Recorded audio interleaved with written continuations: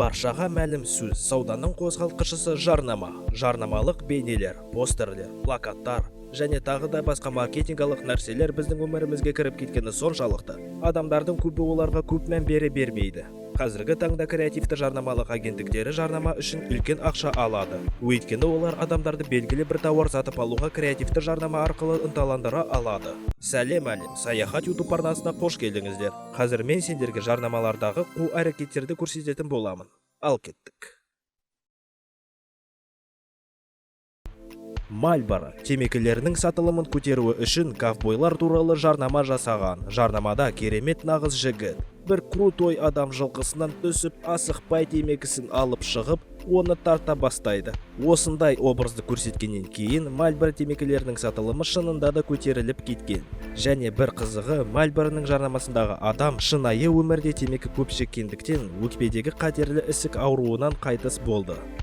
Келесі маркетологтардың қу әрекеттері жалаңаш қыздар. Бүгінгі таңда қыздардың көркемдігімен нені жарнамаламайды десеңші? Сыра, балаларға арналған тағамдар, шоколадтар, машиналар, тамақтар және тағы да басқа көптеген заттар.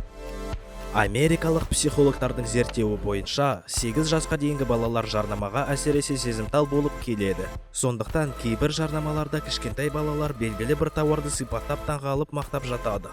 Және де кейбір жарнамаларда балалары ата-аналары ойыншықты сатып алып берсін деп жылап жатады. Ата-аналары ақырында бала жыламасын деп сатып алып береді. Осындай жарнаманы көрген баланың басында ата-анама жылансам, олар міндетті түрде сатып алып береді деген ұғым қалады. Жарнамалардағы тағамдардың көбі шынайы болып келмейді. Жиі олар жарнама үшін жасанды болады. Мысалы тауық еті жай ғана қағазды орамалдан жасалып, қоңыр, сары және алтын түсті бояумен бояп тастап, ар жағынан бу жіберсе болды. Тауық еті өте дәмді болып көрінеді. Және балдың жарнамасында негізінде бал қолданбайды. Одан да бейнелі және тәтті болып көрінетін машиналарға арналған май қолданылады. Не болса да жарнамалардан жиі құрбан болатын кішкентай балалар мен әйел адамдар. Сондықтан әйелдерге арналған журналдар еркектердікіне қарағанда жарнамалары 3 есе көп болып келеді. Сағыздың жарнамаларында біз үнемі көретініміз 2 сағыз салып шайнайды. Негізі бір сағызда жеткілікті емес пе?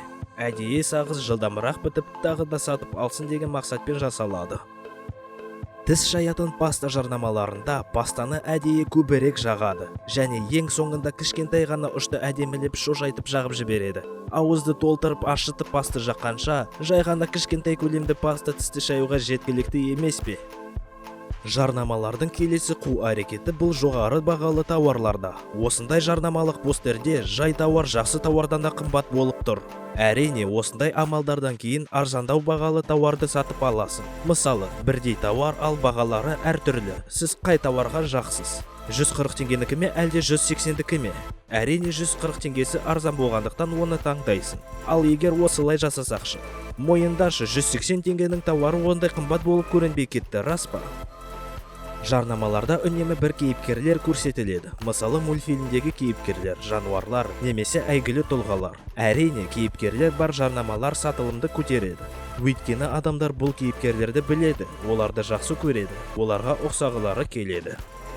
Әзірге болды достар, мен сенімдімін, сендерге осы видео ұнады ғой, иә? Олай болса, міндетті түрде осы видеоны лүпілдеп лайк басып жібер де менің Саяхат YouTube арнама жазыл.